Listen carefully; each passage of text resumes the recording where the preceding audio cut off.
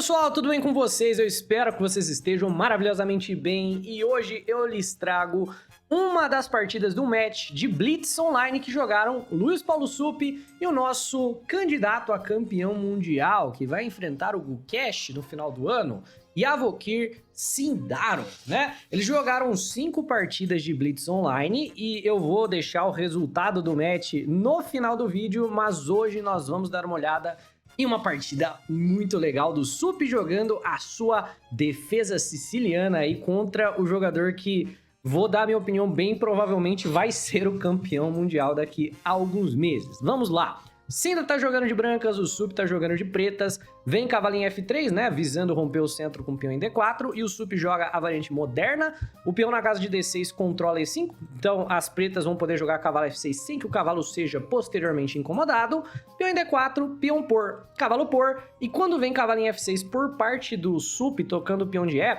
é muito mais normal a gente ver cavalo C3, né, um lance muito mais comum, mas o Sindarov joga bispo D3, que é uma linha teórica que existe, né, e ele vem com a principal ideia poder jogar peão na casa de C4 montando uma estrutura de Marox. Então, a ideia geral aqui para o jogador de brancas é não bloquear a movimentação do peão de C. Como deixa o cavalo desdefendido, o lance mais normal é cavalo C6, pelo menos é o que eu já tinha visto, né? Porque vem com tempo no cavalo, e aí depois de bispo E3, cavalo G4, incomodando o bispo na casa de E3. Mas o Sup joga o E6, que também é um lance teórico aqui na posição, então tá deixando o Sindarov montar a estrutura de Marox, e depois do peão na casa de C4, o jogador de brancas tem um belo controle central, ele tá evitando ao máximo o peão na casa de D5 por parte das pretas, mas é aquilo, né? Quando você conquista o centro, você tem o dever de defender esses peões. E nem sempre é uma tarefa tão fácil. Então o Sup tá jogando isso daqui de maneira moderna e ele vai ter o peão de E como alvo de longo prazo. As pretas estão jogando de maneira um pouco mais discreta para contra-atacar o centro mais tarde. Vem bispo E7 simplesmente desenvolvendo, preparando para rocar. Ambos jogadores fazem o roque e cavalo C3 por parte do Sindarov tocando aqui o peão de E, né? Super protegendo o peão. O Sup joga o A6, tendo em vista que ele quer jogar dama C7, que é um lance tradicional, pressiona o peão de C e tudo mais. E, ao mesmo tempo, né, dama C7 aqui seria muito incomodado pelo cavalo B5, qualquer um dos dois cavalos para B5. E agora o Sinda joga Rei H1, que é uma boa ideia, tendo em vista que, tradicionalmente, nesse tipo de posição, as brancas querem jogar o F4 e depois querem jogar o E5. Então, faz sentido eu tirar o rei desta longa diagonal antes de jogar F4, para não ter nenhum tipo de problema com cravada, né? Porque se eu jogo F4, vem dama B6 cravando o cavalo, bispo E3, cavalo G4, eu posso ter problema se o rei estiver na casa de G1. Então, dama C7 por parte do Sup, bispo E3 desenvolvendo, cavalo D7 desenvolve também, torre C1 coloca a torre na diagonal que está a dama, e o Sup decide por B6, preparando para fianquetar o bispo para a casa de B7 e pressionar o peão de E4. E aqui, normalmente, as brancas começariam com o F4, né? Ou, também muito normal, a gente vê bastante nesse tipo de estrutura de Marox, as brancas fazerem uma estrutura inteira nas casas claras. Jogam F3 e depois jogam B3, né? E aí fica todos os peões em casa clara. É um sistema bem interessante aqui para as brancas, com um centro bem forte. Mas o Sinda joga de maneira muito suspeita, muito estranha, né? Ele jogou bispo E2. E eu acho que ele tava super protegendo a casa de G4, mas imediatamente vem bispo B7 atacando o peão de E, e ao invés de defender, talvez com dama C2, talvez com F3, ele pensou aqui, né? Não, quer saber? Eu acho que esse bispo E2 não foi muito bom, vou voltar o bispo para casa de D3. Eu não sei honestamente explicar por que o Sindarov optou por fazer isso. Dito isso, né, é o que temos na partida. E veio torre 8 por parte do Sup, defendendo aqui o bispo e também trazendo a torre para o centro, vagando a casa de F8 para o cavalo potencialmente no futuro. E F4, Sindarov parte para o ataque. Imediatamente, como comentamos, que é uma ideia tradicional. A máquina não ama, né? Mas é aquele tipo de erro, né? Que a máquina vai dizer que é um erro porque a avaliação vai para 0,5, certo? E da perspectiva humana, a posição ainda é perfeitamente jogável, né? Mas o Sup imediatamente parte para o ataque com o cavalo C5. E agora as pretas têm 1, 2, 3 ataques aqui em cima do peão de E, e você vê o peão, infelizmente, não pode voltar, não dá pra gente recuar o peão de volta pra casa de F3 pra gente poder defender ali o peão de E4. Você vê, brancas têm 3 belos peões centrais, no entanto, né, é muito difícil de você mantê-los, você vai ter que fazer várias concessões para poder defender esse centro, e as brancas jogam dama C2, claro, defendendo aqui o peão de E, e permitindo que as pretas ganhem o par de bispos caso queiram, mas como a estrutura de peso das brancas está majoritariamente em casas claras, não há nenhuma pressa para jogar cavalo por D3, tendo em vista que esse não é o melhor dos bispos, e é muito mais interessante que o cavalo mire o ponto E4. Então, torre de A em C8, joga aqui agora o sup, gerando uma ameaça de cavalo por D3, dama por D3 e dama por C4. Então, o torre C8 ele realmente ameaça o peão da casa de C4 após a troca de cavalo por bispo. Então, obrigatoriamente, o Sindarov tem que jogar B3, defendendo o ponto C4, e ele o faz. E agora o sup joga, mais uma vez, um lance fortíssimo, né? Dama B8, que é um lance bem difícil de se jogar, mas é um lance super inteligente, porque agora é a torre que tá na cara da dama. E isso é muito importante porque nesse tipo de estrutura, né, que é uma estrutura de peões que... tipo uma estrutura do porco-espinho, com todos os peões aqui na cesta, o jogador de pretas está buscando as rupturas típicas. Normalmente as rupturas são D5 quando der para jogar D5, B5 quando der para jogar B5, ou F5 quando der para jogar F5. Até E5 de vez em quando vai ser jogado pelas pretas. Então, as brancas têm o controle central, mas pretas têm que atacar. Por isso que a gente fala que isso daqui é o porco-espinho, né? Ele é todo retraído, mas ele espeta também. Uma hora ele tem que espetar o centro do tabuleiro.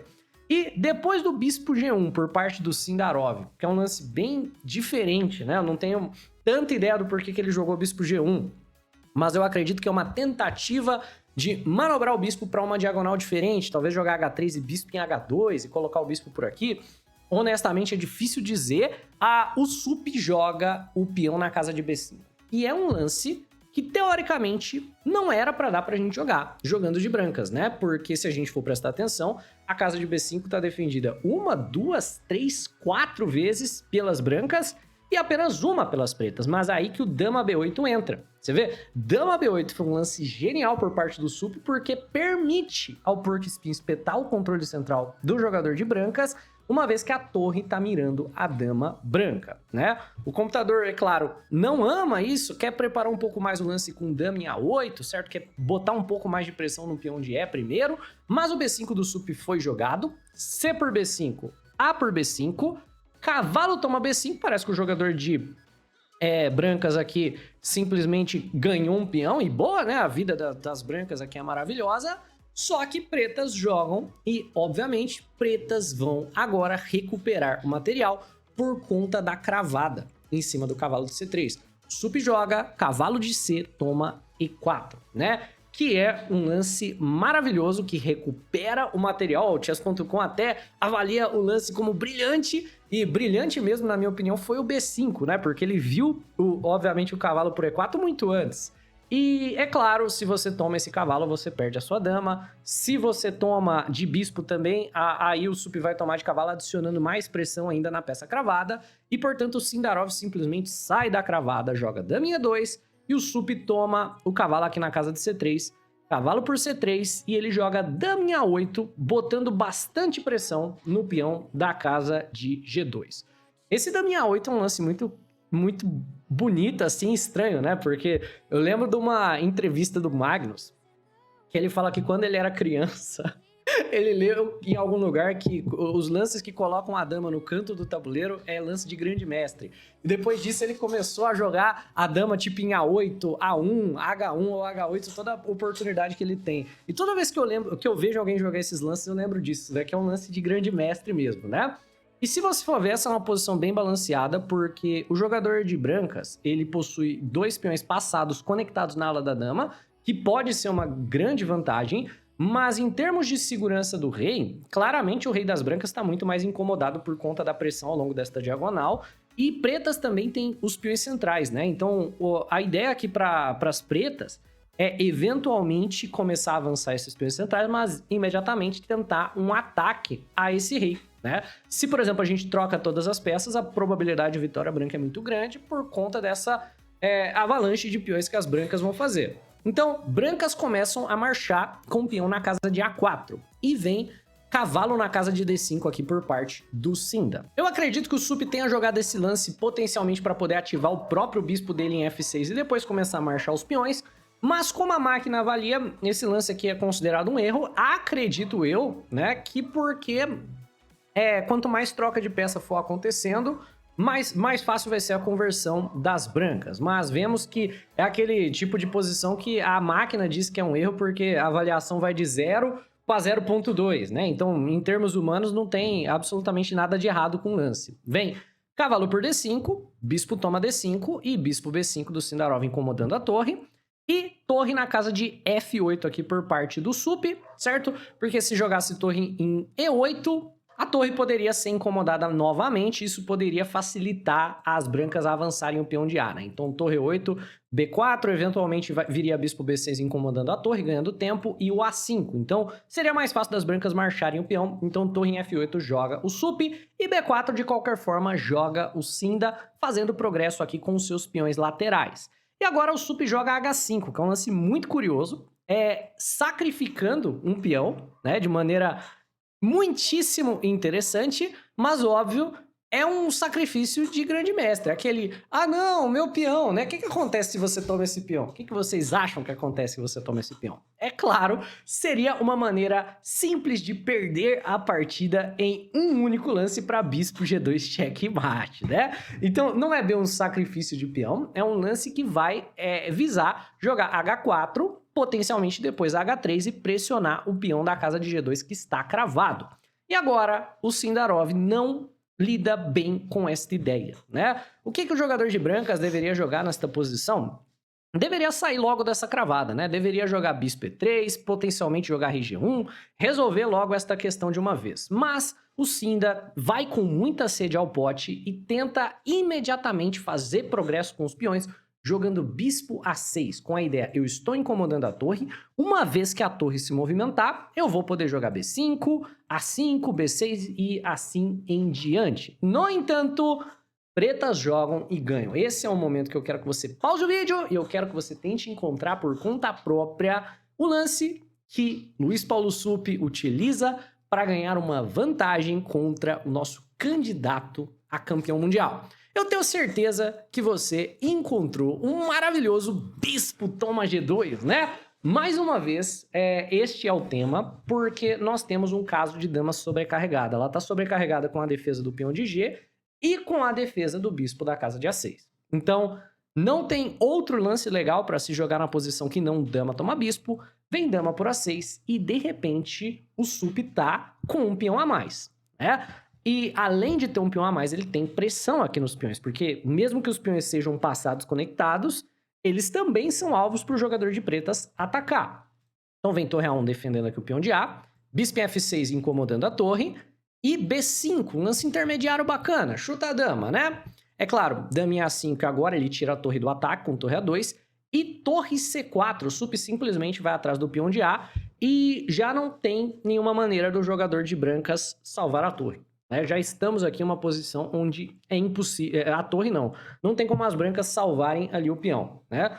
Então o Cinda tenta fazer progresso em outra frente, né? Ele joga F5 tentando pelo menos abrir o rei do Sup, tentar gerar jogo do outro lado, mas torre por A4, claro.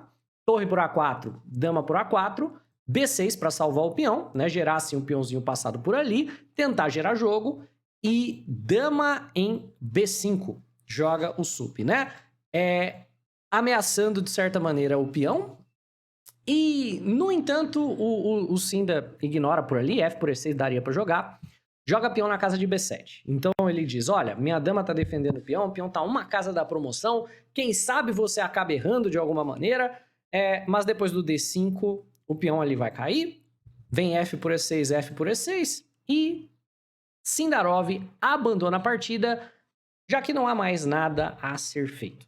Dama por B7 vai ser jogado pelas pretas no próximo lance, e aí a contagem material vai ser absurdamente favorável para as pretas, que vão ter aí já seus 3 peões a mais, sem nenhum problema de segurança do rei, com 2 peões passados conectados, e nós temos uma vitória belíssima do Sup com a sua especialidade, que é a defesa siciliana. Eu falei que eu ia mostrar o resultado do match, né? Então vamos mostrar aqui para vocês todas as partidas que eles jogaram. Tá carregando aqui. Mas, de maneira geral, o Sindarov levou a melhor, né? Ó, nós tivemos aqui, ó...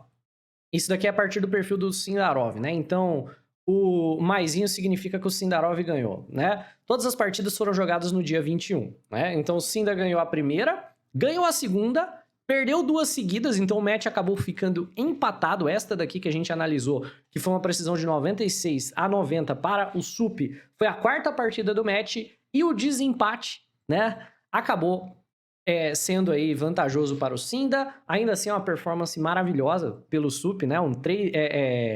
Foi muito lutado, 3-2, tendo ficado empatado contra um dos jogadores aí, definitivamente um dos mais fortes do mundo. É isso, eu espero que vocês tenham curtido. Se sim, deixa o like, se inscreve no canal, um abraço e até a próxima. Tchau, tchau!